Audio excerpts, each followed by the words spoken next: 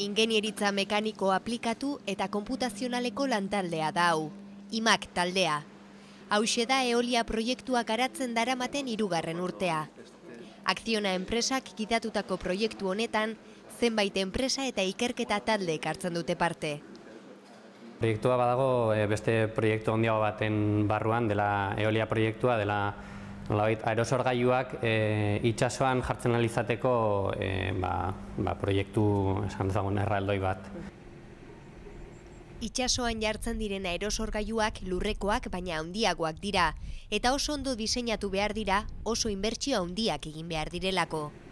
Diseinu hori hobetzeko bidean, IMAK taldea, aerosorgailuen 2 osagaien dardara eta portaera aztertzen ari da. Aerosorgailuaren goialdean dauden 2 osagai astunen portaera alegia, atzeko bastidorea eta biderkagailua. La vibración es un atributo de la máquina que nos... Dardara makinaren ezaugarri bada, eta ari esker makinari buruzko gauza asko jakin ditzakegu. Ahotsaren adibidea jartzen dut beti. Ahotskorden dardarari esker hitz egiten dugu. Eta guztiok ahotskordak, faringea eta laringea baditugu ere, pertsona bakoitzaren ahotsa desberdina da. Ahotsa ezaugarri bereizgarri bat da. Kasu honetan, makina dardararen bidez ezagutzea da helburua. Hauxe da atzeko bastidorea, sorgailuari eusten dion osagaia. Sorgailua haizearen indarra erabiliz elektrizitatea sortzen duen pieza da. Atzeko bastidoreak 8 tona inguru pixatzen ditu. Horregatik oso garrantzitsua da ondo eutxita egotea. Biderkagailua berriz ardatzaren biratzea abiadura handitzen duen osagaia da. Besoen minutuko 20 biratik sorgailuaren 1500 birara handitzen du ardatzaren abiadura. Saiakuntzak egiteko erabiltzen duten laborategia da hau. 8 tonatik gora pixatzen duten osagaiekin lan egitea, zaila eta garestia denez, metodologia bat garatu dute benetako piezak erabili gabe, pieza horien dardara zein den jakiteko. Beharrezkoa dena sistema batek bibratzeko, da zuk sartzea indar bat aldatzen duena denborarekin, eta orduan hori eginda sistemak bibratu egiten du. Hortaz, egin behar duzuna da indarra sartu eta baita gero bere mugimendua neurtu. Horretarako normalen erabiltzen dira bi teknika.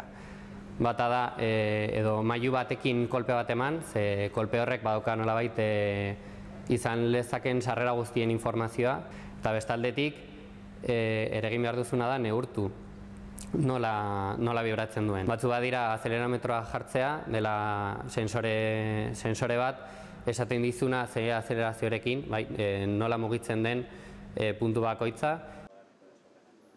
Dardarak neurtzeko bada beste modu bat ere. Vibrometro laserrak laser izpi bat jaurtitzen du aukeratutako objektuaren kontra. Izpiak ikainazala ukitzen duenean errebotatu egiten du, eta joan etorriaren artean desfase bat sortzen da. Desfase hori dardararekin zuzenki erlazionatua dago, eta hortik ondorioztatzen dute zein den objektuaren dardara. Informazio hori ordenagailuan sartzen dugu, eta analisi modal izeneko software bat erabiliz, makinaren dardararen parametroak karakterizatzen dituen parametro matematikoak lortzen ditugu. Hau da, makinak dardar egiteko dituen modu eta frekuentzia naturalak. Une horretatik aurrera, helburua da konparatzea laborategian garatu duten eredu matematikoaren emaitzak eta piezaren dardara errealarenak. Horrela, eredu teorikoa baliozkoa den ala ez jakin dezakete. Horretarako dagoeneko 4 froga egin dituzte bastidoreetan, eta emaitza honekin guztiak. Horren guztiaren helburua da aztertzea osagaiek nola egiten duten dardar. Osagaiak beren artean nola elkartzen diren ikustea, eta horrela diseinua hobetzeko beharrezkoak diren aldaketak egin ditzakegu. Diseinu hobea eta merkeagoa lortu eta osagaiek dardar egiteko modu egoki bat izango dutela ziurtatu.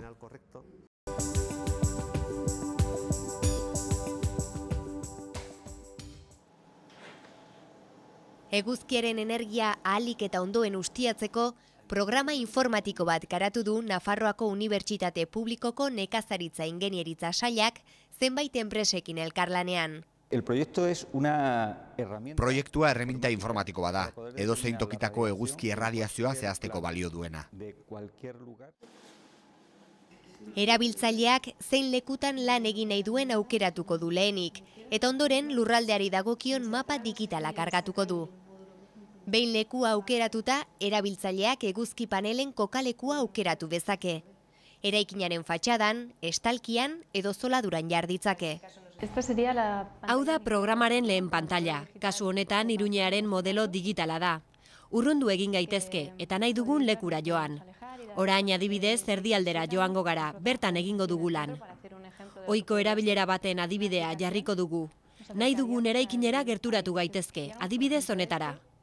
Programak aukera ematen du eraikinean modulu bakar bat edo talde bat jartzeko. Eta nahi izan ezkero, moduluak fatxadan ere jar daitezke. Behin eguzki panelak jarrita, programaren erramientei esker, eguzki panelen ezaugarriak aukeratu bitzake erabiltzaileak. Panelaren makurdura, biraketa eta abar. Jarritako panelak zer ikuspen duen ere zehaztuko du programak. Moduluak fatxadan eta eraikinean jarri ditugu. Kalkulua egiteko agindua ematen diogunean, ordua aukeratzeko aukera ematen digu, eta ondoren emaitzak grafikoki erakusten dizkigu. Funtzio horren bitartez, moduluen ikuspena jakin dezakegu, hau da, eguzkia ikusten duten ala ez.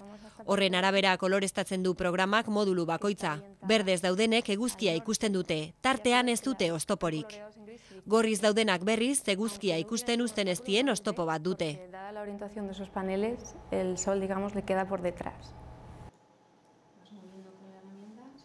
Datu zehatzagoak ere ematen ditu softwareak. Esaterako eguzki panelek eguneko ordu bakoitzean jasotzen duten eguzki erradiazioa.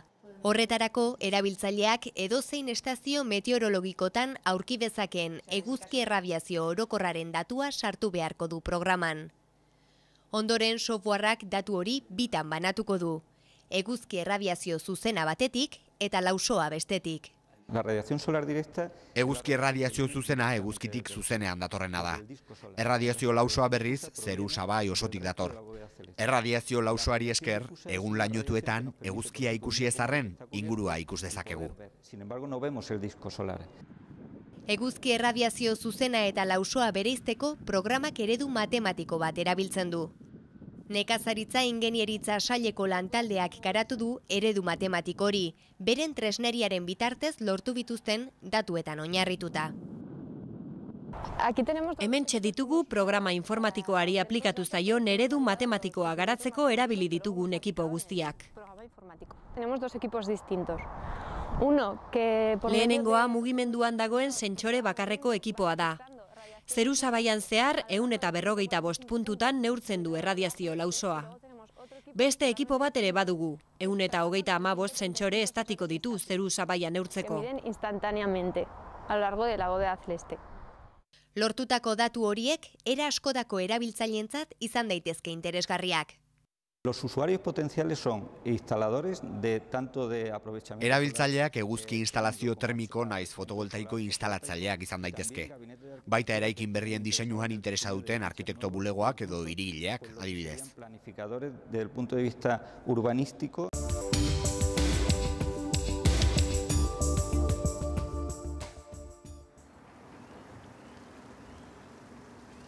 Sare elektrikoko operadoreek energiaren sorkuntza eta kontsumoa kudeatzen dute. Baina energia elektrikoa ezin da pilatu kantitate handitan, eta honen bestez sorkuntzaren eta kontsumoaren arteko oreka ziurtatu behar da uneoro. Ohiko zentral elektrikoek, hau da zentral termikoek, hidraulikoek eta nuklearrek, energia asko eta modu zentralizatuan sortzen dute. Baina gaurko sare elektrikoa energia berriztagarrien gune askorekin moldatu behar da.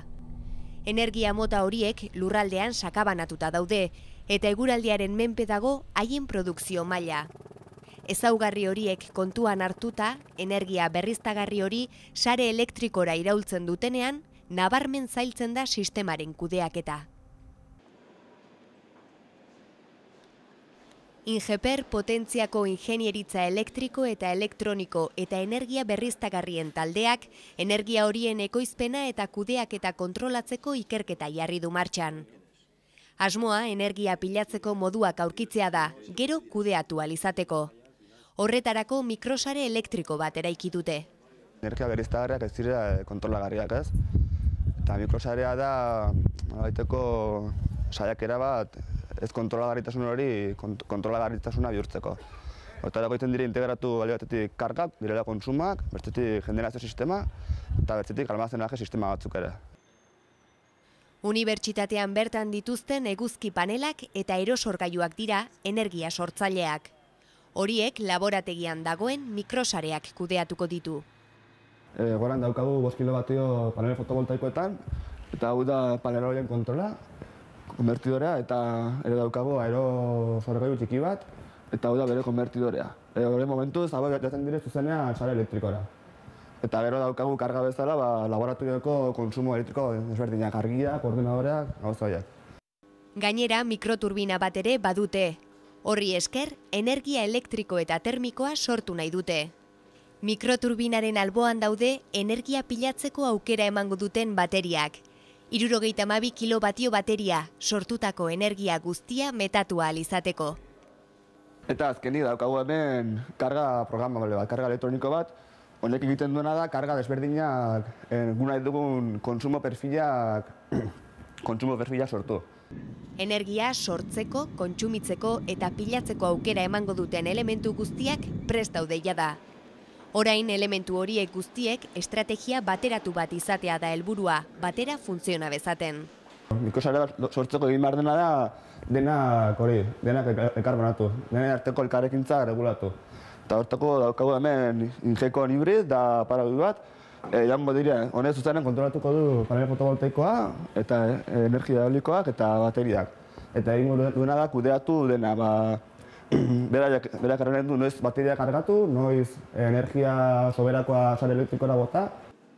Mikrosare horrek energia pilatzeko bateriak erabili baditu ere, badira energia pilatzeko bide gehiago ere.